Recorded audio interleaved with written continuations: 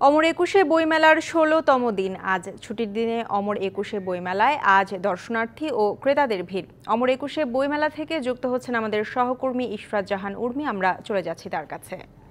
অনেক ধন্যবাদ আপনাকে ঈশিতা। আজকে বইমেলার ১৬তম দিন এবং বসন্তের বিকেল, চারদিকে ঝিরিঝিরি বাতাস বইছে যদি আমি বলি। এবং আজকে বইমেলায় একটা বিষয় আমার ভালো লাগলো, আজকে ধুলার পরিমাণ কম। এটার দুটো কারণ হতে পারে। একটা হচ্ছে বাংলা একাডেমি কর্তৃপক্ষ হয়তো বিষয়টাকে গুরুত্বের সঙ্গে নিয়েছেন, এক। দ্বিতীয়ত হতে পারে যে আসলে আজকে যেহেতু খোলার দিন, সরকারি ছুটির দিন নয়, ফলে লোক সমাগম কিছুটা কম, যার কারণে হয়তো এই ধুলার বিষয়টা চোখে পড়েছে অনেকেরই। এবং খুব একটা ধুলা নেই, যারা আছেন অনেকেই আসছেন, পাঠক আসছেন, লেখক তারা বই, এখন কিন্তু অনেকের হাতে আমি বইয়ের ব্যাগ দেখতে পাচ্ছি। অর্থাৎ বই কেনার যে বিষয়টা, আমি এর আগে আপনাদেরকে জানিয়েছি যে 14 তারিখের পর বা 15 তারিখের পর থেকে আসলে বই কিনতে শুরু করেন সিরিয়াস পাঠক যারা, তারা সেই কারণেই কিন্তু আমি অনেকের হাতে বইয়ের ব্যাগ দেখতে পাচ্ছি। একদমই আমি হয়তো আমার সহকর্মী পরে দেখাবেন যে অনেকের হাতেই আজকে বইয়ের ব্যাগ রয়েছে এবং সেই কারণে প্রকাশকদেরও এক ধরনের আনন্দ রয়েছে।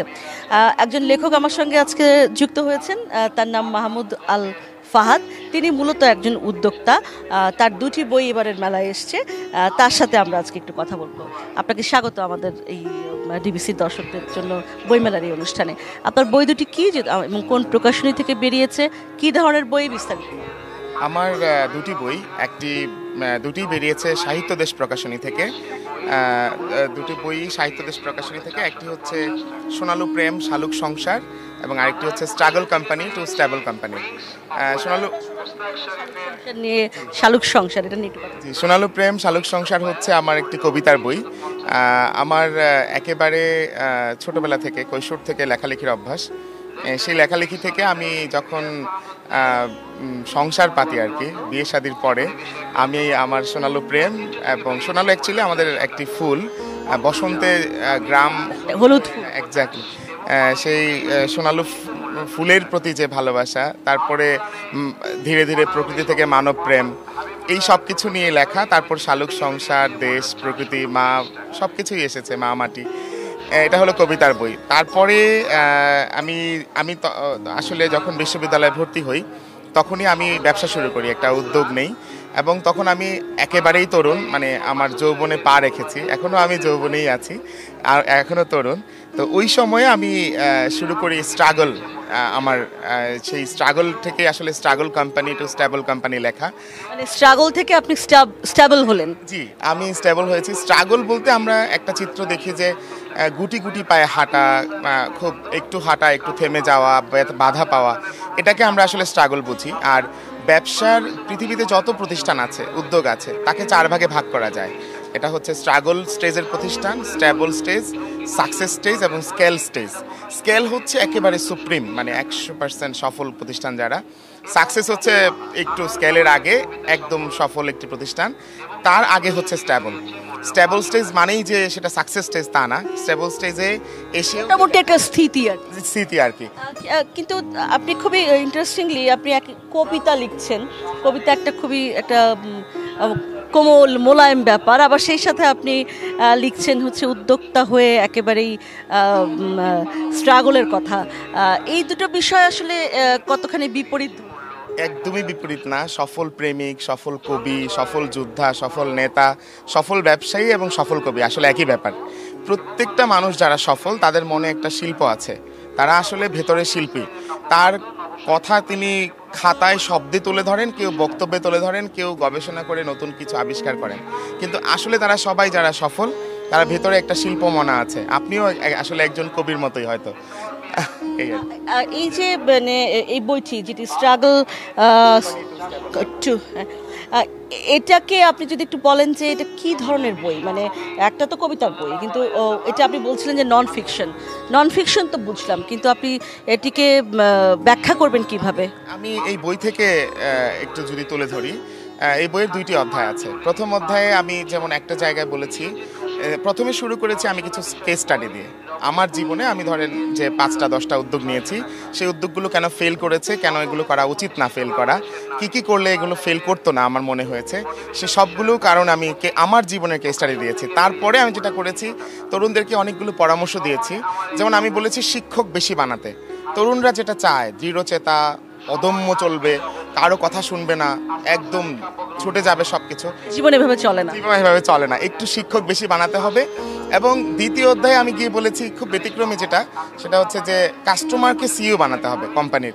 প্রথম যিনি কাস্টমার আসবেন তাকেই সিইওর মতো করে সব শুনতে হবে, ট্রিট করতে হবে। কেন? কারণ কাস্টমার যে পরামর্শটা দেন, সে পরামর্শটা দেন একেবারে কোনো কিছু না ভেবে, কোম্পানি টিকবে কিনা, কোম্পানির খরচ চলবে কিনা, এটা কোম্পানির দ্বারা সম্ভব কিনা, একদম সৎভাবে দেন, সৎভাবে কোনো কিছু হিসাব না করে শুধু এইটা হইলে কোম্পানিকে অনেক দূর নিয়ে যাওয়া যাবে, অনেক কিছু দেখা যাবে, এটা মনে করেই পরামর্শ দিয়ে দেন। ফাহাদ, আমি আরেকটা প্রশ্ন করতে চাই, কারণ একদম শেষের দিকে আমি পৌঁছে গেছি। মোটিভেশনাল স্পিকার এবং মোটিভেশন ধরনের লেখা প্রচুর আছে, বিভিন্ন ভাষা থেকে অনুবাদ হয়েও আছে। আপনি কেন মনে করেন যে আপনার বইটি আসলে পাঠক পড়বে? আমি মনে করি আমার বইটি এমন কোনো মোটিভেশনাল বই না যে স্কেল স্টেজে গিয়ে মরতে বসে লেখা কোনো লেখকের বই না। আমি লিখেছি আমার যুগের সমস্যা, আমার সময়ের বাধা বিপত্তি এবং আমার সময়ের সিস্টেমেটিক যে ফলগুলো আমি করেছি সেটা থেকে উঠে আসার গল্প। কিন্তু এইটা এত জরুরি যে এখন যে সময়টা 1 বছরে 100 বছর পেরিয়ে যাওয়ার সময়, এই জন্যই হয়তো বইটি মানুষ পড়বে। আপনার দুটি বইয়েরই আমরা শুভকামনা রইল, শুভকামনা আপনার জন্য। আমার সঙ্গে যুক্ত হয়েছিলেন মাহমুদ আল ফাহাদ, তার দুটি বই নিয়ে। আমি মেলায় রয়েছি আজ মেলার 16তম দিন। মেলার অপর প্রান্তে রয়েছেন আমাদের আরেক সহকর্মী লগ্ন। আমরা লগ্নর কাছ থেকে একটু ওই পারের খবরটা নিতে চাই। লগ্ন, আপনার মাধ্যমে ডিবিসি নিউজের সকল দর্শককে জানাতে চাচ্ছি বসন্তের শুভেচ্ছা। আজকে বসন্তের 3য় দিন, যেমনটা আপনার মাধ্যমে দর্শকরা জানতে পারছিল, আজকে প্রাণের বইমেলায় লোকসংখ্যা কিছুটা কম, অর্থাৎ মেলায় কিন্তু আজকে প্রাণ খুলে শ্বাস নেওয়া যাচ্ছে। আজকে মেলার বাতাসও কিন্তু অনেকটাই নির্মল, এবং এই মেলায় ঘুরতে এসে অপর প্রান্ত থেকে আমি অনেককে পেয়েছি যারা আসলে ঘুরছে এবং উপভোগ করছে। শুরুতেই আমি আসলে দুজন দর্শনার্থীর সাথে কথা বলতে চাই, যাদের সমাগমে মুখরিত হয়েছে আজকের বইমেলা প্রাঙ্গণ। বইমেলা ঘুরতে এসেছেন, কেমন লাগে? জি, আজ আমি আসলে প্রথমবার এই বছরের বইমেলা ছিলাম, সেদিন একটু ভিড় কম মনে হয়েছিল, আজকে একটু ভিড় বেশি আছে। কিন্তু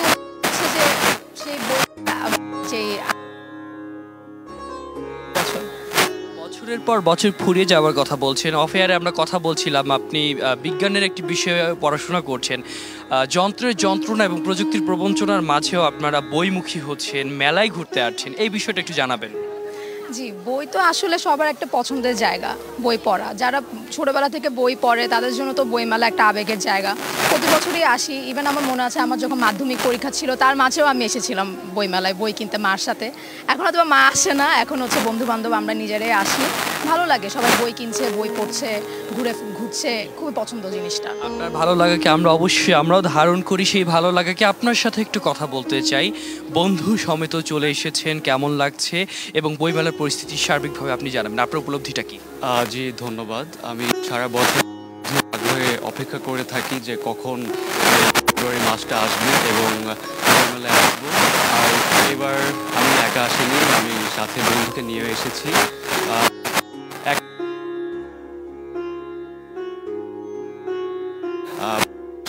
দিবসটাও চলে গেছে, কিন্তু এখনো আমি বইমেলায় দেখছি রঙের আমেজটা এখনো যায়নি।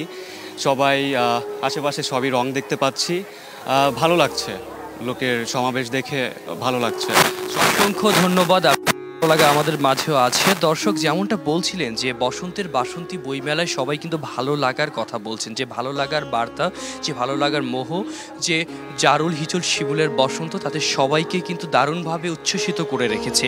এবং এই উচ্ছ্বাস কিন্তু বইমেলা প্রাঙ্গণে যখন সন্ধ্যা নামছে, এখন সময়টা গোধূলি লগ্ন, এবং গোধূলি বেলায় তাদের এই যে সাজ সজ্জা, বইয়ের প্রতি আকর্ষণ এবং তাদের বিবিধ পোশাক, কারো কানে ফুল, কেউ বা হচ্ছে বাহারি রঙের সাজ মাঝে চলে এসেছে, এটা কিন্তু তাদের শিল্পবোধ, শিল্পের প্রতি যে ভালো লাগা, তাদের যে ভালোবাসা, সেটাই কিন্তু প্রকাশ করছে।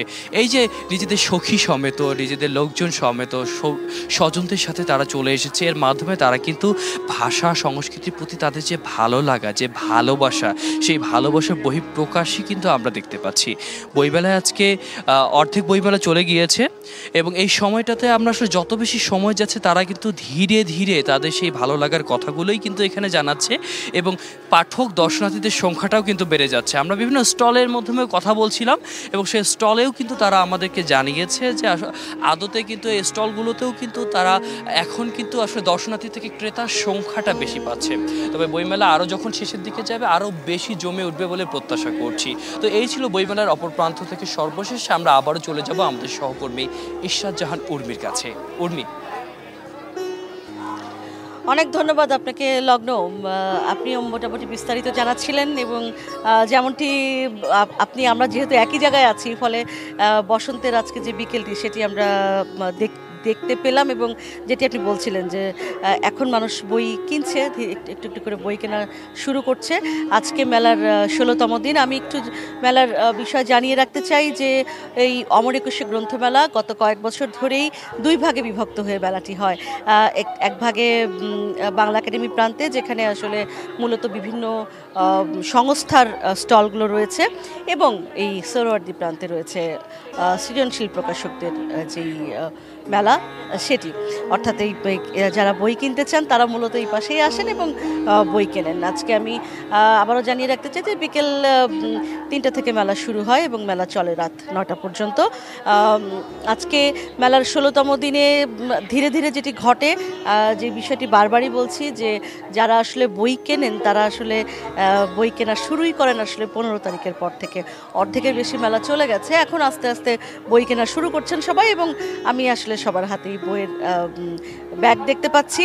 প্রকাশকরা বলছেন যে মেলা জমে উঠতে শুরু করেছে, যেমনটি আসলে প্রতি বছরই হয়ে থাকে। এবার মেলা কিছুটা আসলে একদিনের মাঝে শবে বরাতের কারণে মেলার সময়সীমা কিছুটা কমেছিল। সব মিলিয়ে মেলা বাকি যে কয়দিন আছে, প্রকাশক, লেখক, পাঠক সকলেরই এক ধরনের আশা যে মেলা জমে উঠবে আরও। আমার কাছে আপাতত অমর একুশে গ্রন্থমেলা থেকে এই ছিল খবর, জানানোর চেষ্টা করলাম আমরা মেলার সব খবর। ঈশিতা, অমর একুশে বইমেলা থেকে বিস্তারিত জানাচ্ছিলেন আমাদের সহকর্মী ইশরাত জাহান উর্মি, আপনাকে ধন্যবাদ।